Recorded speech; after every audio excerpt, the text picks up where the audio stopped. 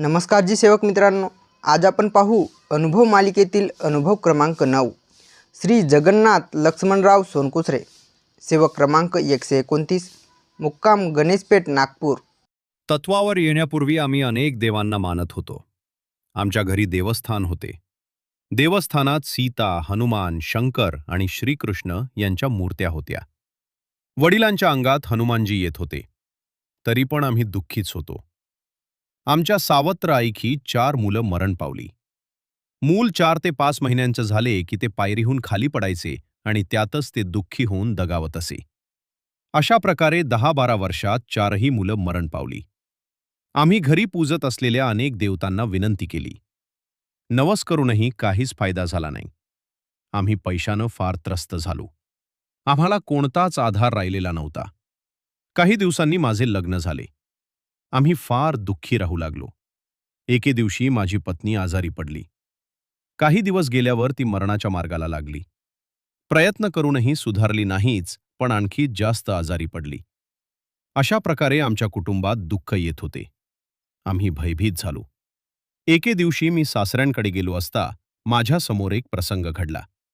माझे सासरे श्रीमान शंकरराव धार्मिक हे यादवराव महाराजांचे शिष्य होते. त्यांची मुलगी आजारी होती. तिला भूत झोंबले होते. त्यांनी पुष्कळ प्रयत्न केले पण आराम पडत नव्हता. त्यांना कोणीतरी सांगितले की बाबा हनुमानजींच्या मार्गावर जो सेवक आहे त्याला बोलवावे, म्हणजे दुःख दूर होते. त्याप्रमाणे मार्गातील एका सेवकाला बोलविल्यानंतर त्यांनी तीर्थ करून दिले. त्यानंतर त्यांनी मार्गाविषयी रूपरेषा सांगितली. मी हे सर्व प्रत्यक्ष पाहिल्यामुळे मी या मार्गाकडे आकर्षित झालो. नंतर त्यांच्यासोबत मी नेहमी महान त्यागी बाबा झुंदेवजींकडे जाऊ लागलो. माझे मन नेहमी अस्वस्थ व दुःखी असे. माझा आणि बाबांचा काहीच परिचय नव्हता. आमच्याकडे 10 वर्षापासून संतती नव्हती. सत्संगामुळे लाभ होतो असं म्हणतात, त्याची प्रचिती मला आली. संततीचा योग आला व मुलगा जन्माला आला. तेव्हा मी त्या मार्गावर नव्हतो. मुलगा 4 दिवसांचा झाला व दवाखान्यातच हिरवा कंस पडला व त्याने चिमणीसारखे तोंड फाडून दिले. मला ह्याबद्दल काहीच माहिती नव्हती. माझी आत्या व वडील डबा घेऊन दवाखान्यात जात होते. मी बाहेरून परत आलो. तेव्हा रात्रीचे 9:30 वाजले होते. मी आत्याला दवाखान्यात जाण्याकरता रिक्षा करून दिली. तेव्हा रिक्षावाल्याने मला म्हटले, भैया आप भी बैठ जाओ.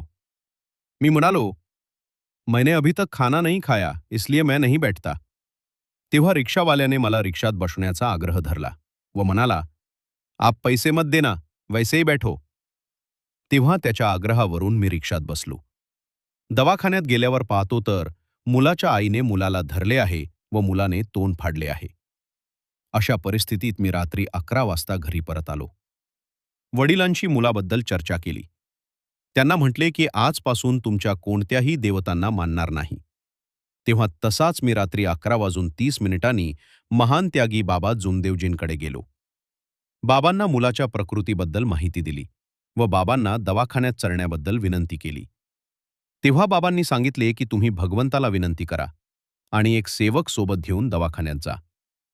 त्यावेळेस मला फार वाईट वाटले, कारण जर बाबा आले नाही तर माझ्या मुलाचे दुःख कसे दूर होईल अशी शंका मनात येत होती.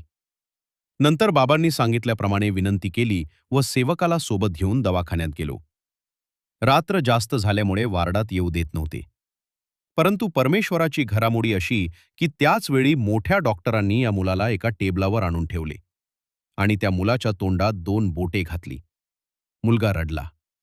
हे दृश्य आम्ही बाहेरून पाहत होतो. त्या मुलाचे रडणे ऐकल्यावर मला फार आनंद झाला.